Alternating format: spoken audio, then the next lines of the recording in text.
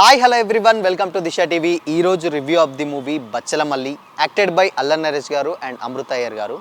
So ఇక cinema విషయానికి వచ్చినట్లయితే సినిమా కంప్లీట్గా లవ్ అండ్ యాక్షన్ మూవీ అని అయితే చెప్పుకోవచ్చు. అంటే love story come action movies చాలా రేర్గా వస్తుంటాయి, బట్ ఈ సినిమా ఆ జోనర్ అనే చెప్పుకోవచ్చు. అండ్ ఫస్ట్ హాఫ్ విషయానికి వచ్చినట్లయితే ఫస్ట్ హాఫ్లో వాళ్ళ నాన్నతోటి ఒక సీన్ ఉంటుంది. అండ్ బలగం గారి యాక్టర్ ఉంటాడు, ఆయన మీకు తెలుసు. సో ఆ యాక్టర్ తోటి అల్లరి నరేష్ గారు నాన్న క్యారెక్టర్ ప్లే చేశాడు. ఆయనతో ఒక ఇన్సిడెంట్ జరుగుతుంది. సో ఆ ఇన్సిడెంట్ నుంచి వెళ్ళి ఆయన ఎలా మారాడు, దాని తర్వాత సినిమా త్రూఅవుట్ ఎలా వెళ్ళిపోయింది అనేది సినిమా ఫస్ట్ పాయింటే. నీకు అక్కడ ఏంటంటే సినిమా ఫస్ట్ పాయింట్ అక్కడ అది అర్థమవుతుంది అనమాట. ఒక ప్రాబ్లమ్ తోటి స్టార్ట్ అవుతుంది, అది అలా ఎండిపోతుంది. అండ్ ఇక ఫస్ట్ హాఫ్ విషయానికి వచ్చినట్లయితే ఫస్ట్ హాఫ్లో ఎస్పెషల్లీ లవ్ స్టోరీ మీద ఎక్కువగా ఫోకస్ పెట్టారు అనిపిస్తుంది. ఇటు అమృత అయ్యర్ గారిది, అల్లరి నరేష్ గారిది లవ్ స్టోరీ సీన్స్ ఉంటాయి, అంటే లవ్ సీన్స్ ఉంటాయి కొన్ని, అవి ఓకే గుడ్ బాగానే ఉంటాయి కొన్ని. బట్ సినిమా మొత్తం ఏంటంటే ఫస్ట్ హాఫ్ మొత్తం through out love story and next కొంచెం యాక్షన్ తోటి అయితే సరిపోతుంది. అండ్ ఇక అన్డౌటెడ్లీ అల్లరి నరేష్ గారి యాక్టింగ్ మాత్రం నెక్స్ట్ లెవెల్ అని చెప్పొచ్చు. అంటే ఆయన యాక్టింగ్ పర్ఫార్మెన్స్ ప్రీవియస్ మూవీస్లో మనం ఇప్పుడు ఏంటంటే ఆ ఒకటి అడుగు అంటే నాంది తర్వాత ఆయన కంప్లీట్గా ఆయన సినిమా జోనర్స్ అన్ని మార్చి సీరియస్ రోల్స్కి వచ్చారు కదా. సో రీసెంట్గా ఆ ఒకటి అడుగు సినిమాతోటి కూడా కామెడీ చేశాడు. బట్ మళ్ళీ ఇది ఒక యాక్షన్ అనమాట, కామెడీ ఎక్కడా ఉండదు.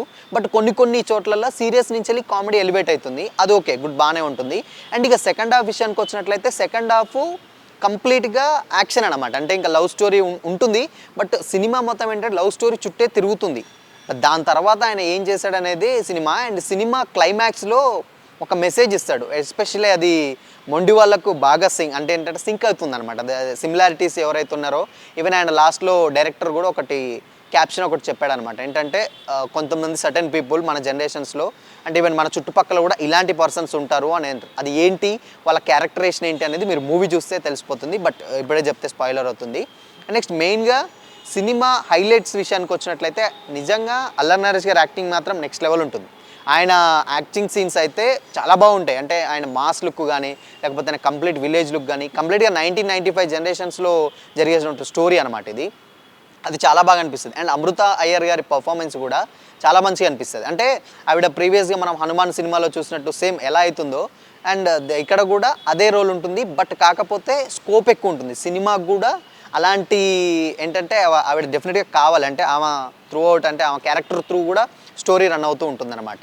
అండ్ నెక్స్ట్ సెకండ్ హాఫ్లో కొన్ని సీన్స్ చాలా బాగా అనిపిస్తాయి. ఇటు అల్లరి నరేష్ గారిది అండ్ నెక్స్ట్ రావు రమేష్ గారిది, వీళ్ళిద్దరి సీన్స్ కాంబినేషన్ సీన్స్ ఉంటాయి క్లైమాక్స్లో, అవి చాలా బాగా అనిపిస్తాయి. అండ్ రోహిణి గారి పర్ఫార్మెన్స్ ఉంటుంది.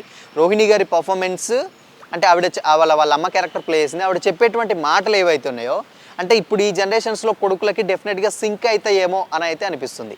ఎస్పెషల్లీ డైరెక్షన్ విషయానికి వచ్చినట్లయితే డైరెక్షన్ ఆయన ఏంటంటే ప్రీవియస్ సినిమాలు అల్లరి నరేష్ గారి జోనర్స్ని మార్చి తీశాడు. ఒక కాన్సెప్ట్ అనుకున్నాడు, కానీ అది ఎందుకు అంటే ఫస్ట్ హాఫ్లో కొంచెం స్లోగా వెళ్తున్నట్టు అనిపిస్తుంది. కొంచెం ఏంటంటే నరేష్ గారి యాక్టింగ్ చూసుకున్నట్లయితే ఆయన పర్ఫార్మెన్స్ ఎలా ఉంటుందంటే ఇరిటేషన్ వస్తుంది. అంటే అది నెగిటివ్ ఇరిటేషన్ కాదు, అంటే ఆయన క్యారెక్టర్ ఆయన రోల్ అలా ఉంటుందన్నమాట. అంటే ఆయన ప్లే చేసేటువంటి క్యారెక్టర్ మళ్ళీ క్యారెక్టర్ ఏదైతే ఉందో ఆ క్యారెక్టర్ ప్లే చేసేటప్పుడు మనకే అంత కోపం వస్తుంది అనమాట. ఇరిటేషన్తో పాటు కోపం వస్తుంది, ఏంటి వీడు ఇలా చేస్తున్నాడు, ఇలా చేయొచ్చు కదా అని మనకు యాజ్ ఎ ఆడియన్గా చూసేటోళ్ళకు మనకే అనిపిస్తుంది. ఆ రేంజ్లో ఉంటుందన్నమాట అల్లరి నరేష్ గారి పర్ఫార్మెన్స్. అయినా అంటారు ఏంటంటే సినిమాని కూడా అంటే అంత కోపం తెప్పిస్తూ ఉంటుందన్నమాట ఆయన క్యారెక్టర్. ఎస్పెషల్లీ ఆయన యాక్టింగ్ పర్ఫామ్ చేసే క్యారెక్టర్ అంటే ఆ క్యారెక్టర్ మళ్ళీ అనే క్యారెక్టరు నిజంగా ఇరిటేషన్ కోపం తెప్పించేటువంటి క్యారెక్టర్. యాక్టింగ్ పర్ఫార్మెన్స్ విషయానికి వచ్చినట్లయితే టూ గుడ్ అని చెప్పొచ్చు. అల్లరి నరేష్ గారు నెక్స్ట్ లెవెల్ చేశారు. అండ్ బలగం సంజయ్ గారు ఆయన బాగానే చేశారు. అండ్ సేమ్ టైం ఇక్కడ రోహిణి గారు ఆమె బాగానే చేసింది. ఓవరాల్గా సినిమా ప్రసాద్ బెహ్రా ఉన్నాడు, రీసెంట్గా ఆయనకు ఒక ఇష్యూ కూడా అయింది మనకు తెలుసు. ఆయన పర్ఫార్మెన్స్ కూడా క్లైమాక్స్లో ఒకటి ఉంటుంది, అది బాగుంటుంది. బట్ క్లైమాక్స్ డెఫినెట్గా ఎవ్వరు ఊహించరు, అలాంటి క్లైమాక్స్ అయితే పెట్టాడు సినిమా. బట్ ఏంటంటే కొంతమందికి సినిమా ఈ జనరేషన్స్లో సినిమా కొంతమంది ఎక్కకపోవచ్చు. ఎందుకు అంటే కొంతమంది అల్లరి నరేష్ గారి నుంచి వెళ్ళి పర్ఫార్మెన్స్ ఏదైతే ఉంటుందో అంటే కామెడీ టైమింగ్ కానీ ఆ డ్యాన్స్ కానీ సాంగ్స్ బాగున్నాయి. అంటే ఒక 2-3 సాంగ్స్ ఉంటాయి, అవి లైఫ్కి సంబంధించినటువంటి సాంగ్స్ ఉంటాయి, అది ఒక 2 బాగున్నాయి. బట్ లవ్ స్టోరీ ఒక సాంగ్ ఉంటుంది, అది కూడా ఓకే బట్ బాగుంది. కానీ అల్లరి నరేష్ గారి కామెడీ ఎక్స్పెక్ట్ చేసి వచ్చేట వాళ్ళకి మాత్రం డెఫినెట్గా అది మిస్ అవుతుంది.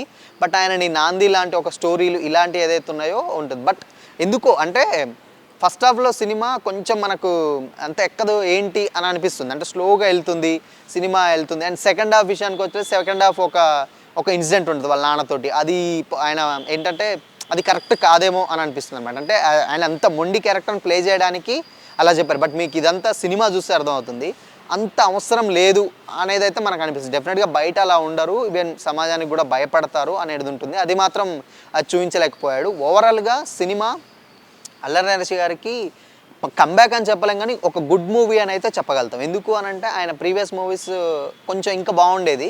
బట్ ఈ మూవీ ఎందుకో కొంచెం అంటే సీరియస్ రోల్ అయినా కానీ కొంచెం ఎందుకో జనాలకి ఏంటంటే ఈయన కామెడీలు చేసో ఏంటో తెలియదు కానీ ఈవెన్ స్టోరీ కూడా ఒక కాన్సెప్ట్ అనుకున్నాడు. క్లైమాక్స్ అంటే ఒక సినిమా మొత్తం ఒక మెసేజ్ ఓరియంటెడ్ మూవీ ఉంటుంది. అంటే డెఫినెట్గా మనిషి అనేవాడు మన చుట్టుపక్కల ఇలాంటి వాళ్ళు ఉంటారు, పట్టు విడుపులు ఉండాలి అనే కాన్సెప్ట్ మీద తీసినటువంటి సినిమా ఇదనమాట. సో ఆ పట్టు విడుపులు ఏంటనేది మీరు సినిమా చూస్తే అర్థమవుతుంది. అండ్ ఇక బీజిఎం అయితే బీజిఎం గుడ్ బాగుంది. అంటే ఏంటంటే ఆయన ప్రీవియస్ మూవీస్లలో పోలిస్తే ఓకే బాగుంది, బీజిఎం బాగుంది. డైరెక్షన్ విషయానికి వచ్చేస్తే డైరెక్షన్ చాలా బాగుంది. స్క్రీన్ ప్లే కూడా ఓకే గుడ్ బాగుంది. బట్ ఎందుకో కొంచెం స్టోరీ ప్రీవియస్ స్టోరీ లాగా అనిపిస్తుంది. ఎందుకో కొంచెం పుష్ప కూడా కొంచెం కనెక్ట్ అవుతుంది అనమాట. అది మీకు మూవీ చూస్తే అర్థమవుతుంది.